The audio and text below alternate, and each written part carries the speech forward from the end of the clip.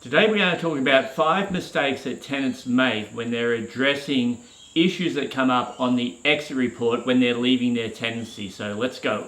Now this came to light because literally just last week a tenant came in and I was overhearing the conversation, and tenant was getting very frustrated, almost to the point of being angry, but trying not to be angry. My property manager kept her cool very well, but they were frustrated because we'd done our exit report and things had come up which the tenant felt they had a valid reason for them coming up, or at least a counter to what we said. So we're going to go through those, and this is exactly what the tenant brought up and how we handled it.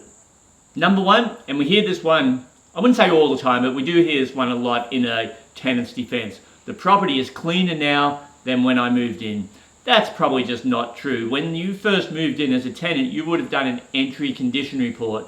And then when we do an exit, we compare that report to the entry condition report. And as a tenant, you can make notes on that entry condition. This is when you first take up the tenancy, of anything that's not clean, anything that's scuffed, anything like cobwebs, etc. So we always go by what's in writing, what was on the entry, and then what's on the exit. So the fact you may think it's cleaner now than when you first moved in is probably just not true.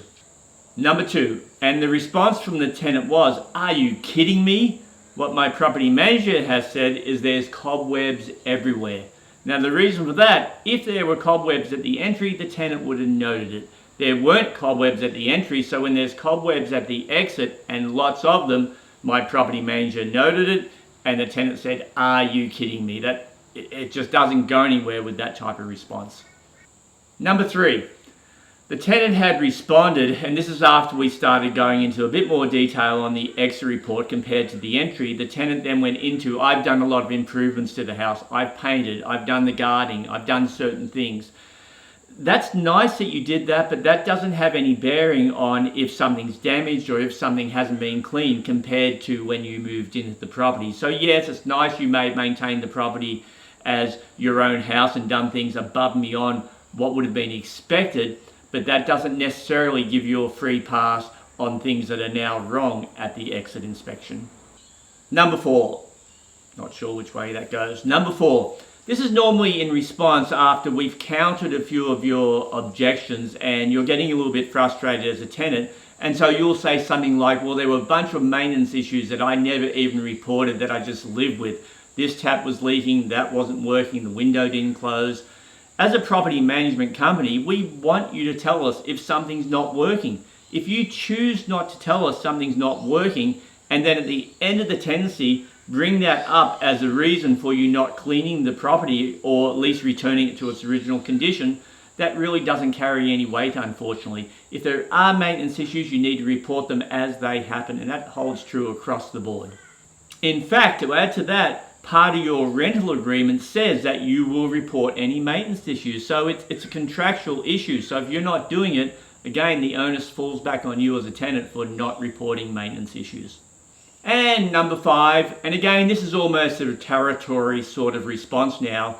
You'll say things, "Well, I asked for certain things to be fixed and they were never fixed." This may be true. Some owners, not all, but a very small percentage, when we ask them to fix something as brought up by the tenant, the owner just may say no or not fix it, even though as a company we may advise them to fix it. If that happens, we'll communicate back to you, the tenant, and tell you that, but then you have a legal pathway here to breach the property management company, actually to breach the owner through the property management company and say, "I reported this maintenance, it hasn't been done." And you have certain amounts or a certain type of recourse if that happens, to the point where you could actually withhold rent. Now that's down the line, but you could withhold rent if a repair is being done and it does affect the quality of your tenancy.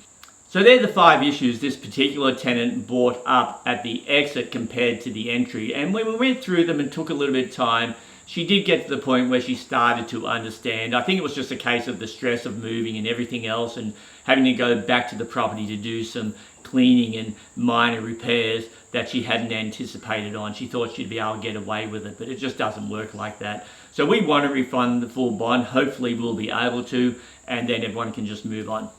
So that's it for this week. So if you're a buyer, give me a call. Would love to help you try and find a property. I say that every week, rarely get a call, not sure why. If you're an owner of a property and you want to sell and you want to find out what your property's worth, what it takes to get it sold, how much does it cost to get the property sold, what's the process, give me a call and I'll walk you through that process. If you just want a valuation, happy to do that too, even if you're not considering selling. And if you're a landlord, give us a call. We'll talk about our guarantees that we have from our property management division. That's it for this week. Next week is the market watch for the end of February and the start of March. Goodbye.